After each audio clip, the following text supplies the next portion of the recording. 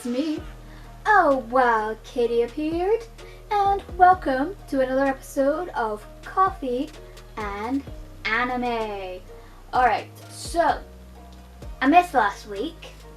Oops. But no, that was actually intentional because when I watched last week's episode, I didn't feel like I had much to say on it, except like, oh god, these kids are brats, and that conversation with All Might and Endeavor is very interesting. So yeah, I felt like I didn't have much to say, so I didn't want to make a whole video on like that episode. So I thought this week I'm going to combine it. I'm going to talk about stuff from last week, so for episode 16, season 4, and of course season 4, episode 17. So yeah, so let's first talk about My Hero Academia season 4, episode 16. Now again, one of the other reasons why I wasn't really wanting to review last week's episode, like, as just one video, was because honestly, I wasn't feeling this episode, to be perfectly honest. I don't know what it was, I didn't find it enjoyable.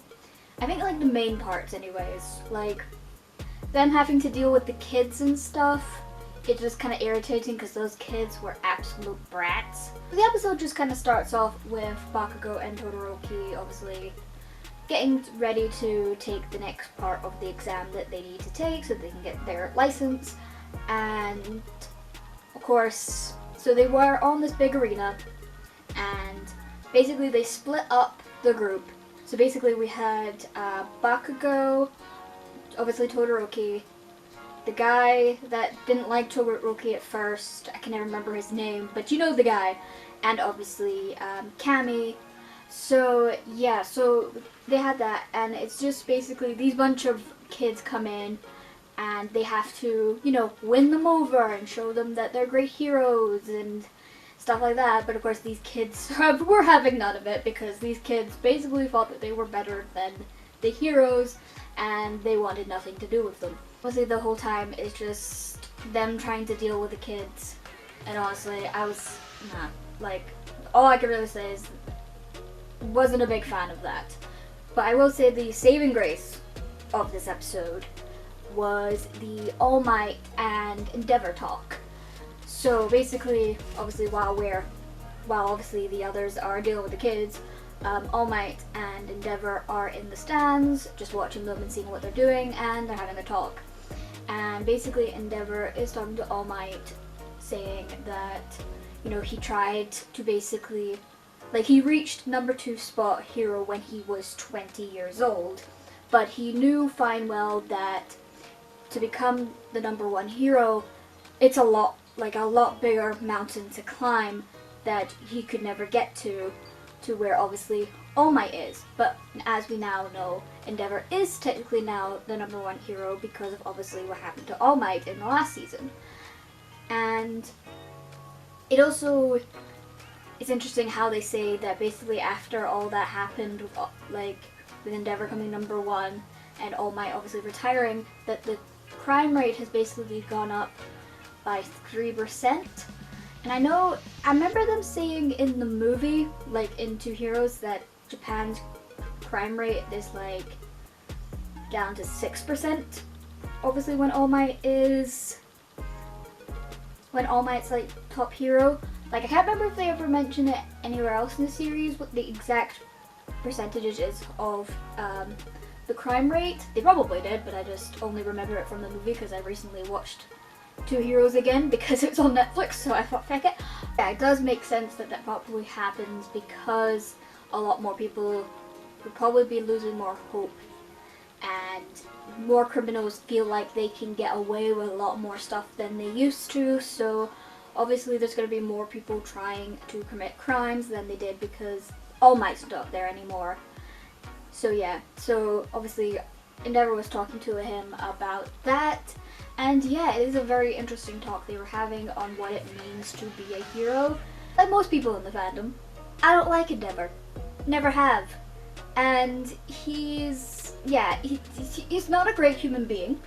especially the way he treats like his family and the way he treated Todoroki pretty much his whole life. Todoroki's mom went insane and, you know, burnt Todoroki's eye. So yeah, but I think it seems like they're kind of trying to set him up. Like, from what I hear, apparently Endeavor kind of has a redemption arc coming up soon, which I honestly don't know how to feel about because, well, yeah, it's one of these things where I don't ever feel like Endeavor should be redeemed, to be honest.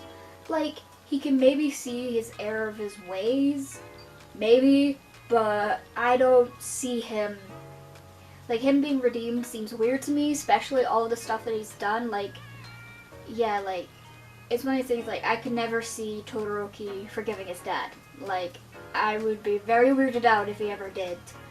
And yeah, that's one of the things. So I do hear he's apparently getting one, so it'll be interesting to see exactly what's going on there. Of course, as I stated, All Might Endeavor, this conversation was still a pretty interesting conversation to have about, again, what it means to be a true hero. Because, again, it did seem that Endeavor at first is all about just wanting to get that glory. That's the only reason he wanted to be #1 hero, was to get the glory. Not to, you know, help people, save them. No, he's all about the glory. To the fact that, you know, he knew he wasn't going to be #1 anytime soon, so that's why he decided to try and make a baby with someone who might have a quirk more powerful than All Might, and have them be the #1 hero just to have that success. And I'm like, yeah. It's one of these things. So yeah, that's my whole thing on it. Maybe, I don't know, maybe they'll find a way to have some kind of redemption with them, and maybe it'll be okay. We'll see. We'll see how it goes. Again, I'm not a manga reader, so I don't know. And again, manga readers, don't say anything in the comments. But yeah, let's get on to episode 17 of season 4. Because the last episode did end with them wanting to fight the kids. So yeah, there's that. But I will say, from when they're fighting the kids, I like how they handled it. It wasn't like a full-on brawl, which, you know, you would hope not, it wouldn't be, because at the end of the day, they are kids. Like, you kind of need to be careful with them. And I really like how they all sort of just came together and worked together and made a sort of like fun thing for the kids. And yeah, it was really, really great, and I really liked how they did that. I will say one of the things I quite liked is sort of Bakugo's growth in a way. Now, I will admit that the first 2 seasons, I didn't really know how to feel about Bakugo. Like, I generally kind of liked him, but kind of didn't. I was sort of on the fence with him, but as season 3 went on as well, I started to like him a little more, and I could get why people do like Bakugo as a character. And this, honestly, him, because I think from what I was getting from this whole scene, was Bakugo realizing that these kids were him, basically. These kids were him when he was younger, and obviously how he's been acting recently anyways. And he gets that, and he knows that that shouldn't really be a thing. And I like how, like, he talked to the kid who was technically their leader. I like that sort of growth, that, like, he's not the same person as he used to be. And I do like the character growth in this. And I still see that some people haven't, like, still don't like Bakugo. If you still don't like Bakugo, I completely get it. Like, I honestly do. I do get it. But you can't just say that there's not been growth, because there has been. And I think that there is a bit where I think Bakugo will be more redeemed, and he is striving to be a better person and a better hero, and I get that. Because again, the thing with Bakugo is he was way too used to people, like, boasting his ego to heck him back because he had a powerful quirk. But then obviously once he got to UA, he realized, oh, I'm not the only one with a very powerful quirk. Everybody here seems to have one, and somehow Deku has one too. How did that happen? But yeah, so yeah, I have to say, yeah, I do like Bakugo now. He's a very interesting character, and can't wait to see what more happens with him. When all that happens, they obviously pass that part of the exam, because obviously they won the kids' hearts over. and they're all outside, and Endeavor's there, and he goes to talk to Shoto, and obviously he just says that he wants to be someone to, like, he's proud of his son, that he's very proud of his son of what he's accomplished, and he wants his son to be proud of him, and he wants to strive for that. Now Todoroki, on the other hand, was just kind of like, I don't really care what you have to say, old man, but alright. Which is, yeah, I completely understand why Todoroki was just like, no. Because after probably all the stuff that's happened over the years, like, yeah, I honestly can't see Todoroki ever forgiving Endeavor, to be completely honest. Like, I don't know how he could ever, like, forgive Endeavor for all the stuff that he's done in the past. Like, even if Endeavor, like, does become a better person, there's gonna be a part of Todoroki that's not gonna forgive him for that stuff. Like, I can see that happening. That's not gonna save anything from what has already been done. Like, damage has been done, and it's not easy to fix. So yeah, so it's gonna be definitely interesting to see exactly what Endeavor's going to go through for this, like, his redemption arc. But I still don't believe Todoroki will ever forgive Endeavor, and that's completely unfair. Alright, so the next kind of part of this episode, we're back at UA, and now I'm probably going to butcher his name. Ayamo? I think I pronounced that right.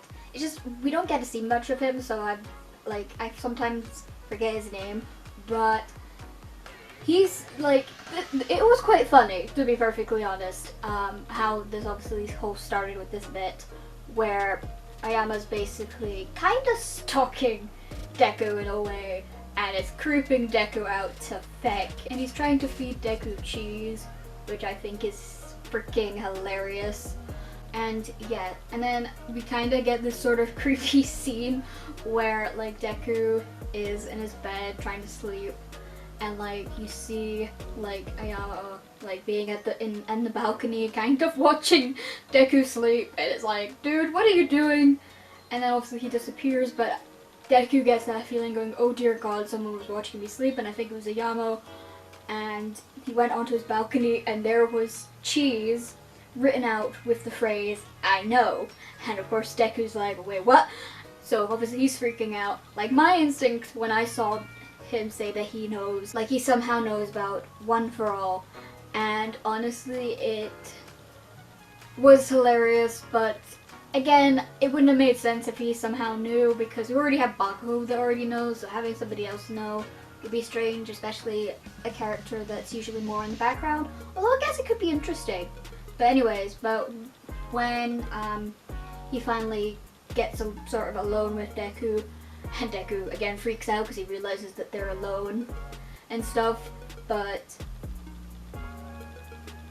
what Yamo was talking about how he knows is that he knows that Deku's body doesn't really fit his quirk. Like how he talks about how his quirk doesn't really fit his body because, again, every time he uses it, you know, he gets really bad stomach aches and stuff leaks out and stuff like that. And it was a really kind of nice talk because, yeah, they do have that one thing in common, is that their quirk doesn't exactly fit their body. Now again, with Deku, it's because obviously he got past this quirk onto him, but with Yamo, obviously he was born with it. So yeah, but it was kind of nice to just see that because, again, we don't usually get a lot from this character, and it's really nice to just have him have this kind of nice talk. And yeah, like, if you, because I didn't know why I didn't make this comparison before, but yeah, he's basically, like, he knows what Deku is kind of going through because he noticed that, yeah, every time he uses his quirk, he breaks his bones and stuff like that. And yeah, so he gets it, and I like that. And now it's like, oh, we're friends now, and I think that's really freaking cute, and I love that. And I'm like, yes, like, I hope we get to see more of him throughout because, again, I feel like he's, again, one of the Class 1As that we don't get to see much of, which is a real shame because he does seem like a very interesting character. But yeah, speaking of Class 1A, we get a little preview of what we can expect for next week's episode, and that is obviously the school festival. So yeah, they're obviously going to be setting up, and Class 1A is to do a performance.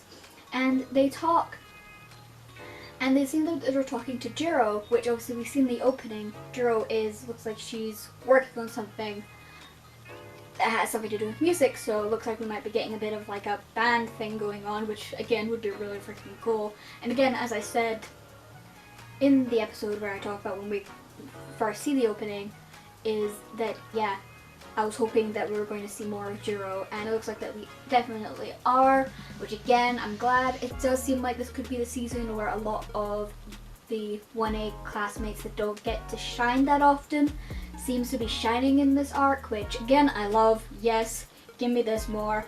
I love to see more character interactions. Them, because again, the school festival just seems like such a chill kind of, like the school festival is like, I feel like would be a great way of character building and just interactions. And also it looks like Eri's going to be coming back in next episode, and that she's going to be at the festival, which yes, let the girl have some fun, because yes, I want to see this girl have fun.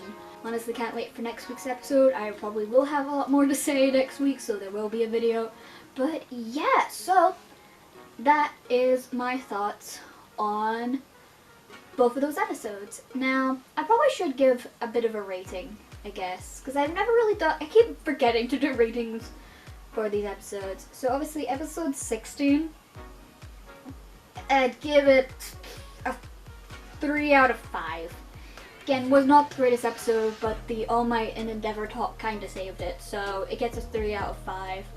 This episode, I think I'd give it a 4 out of 5, because it was a lot more better. We got more character growth from other characters, you know, with Bakugo and Endeavor, and obviously we got to see more of Ayamo, who obviously we don't get to see much of, and I know I'm probably butchering his name because that's what I do, but yeah, and I really like that, because I love when we get to see more character growth and interactions, and just planning to see what goes on with this arc. So yeah, that is my thoughts on these episodes. Tell me down below in the comments what did you think of these episodes, and remember to like and subscribe for more fandom content where you can shake a stick at. And see ya!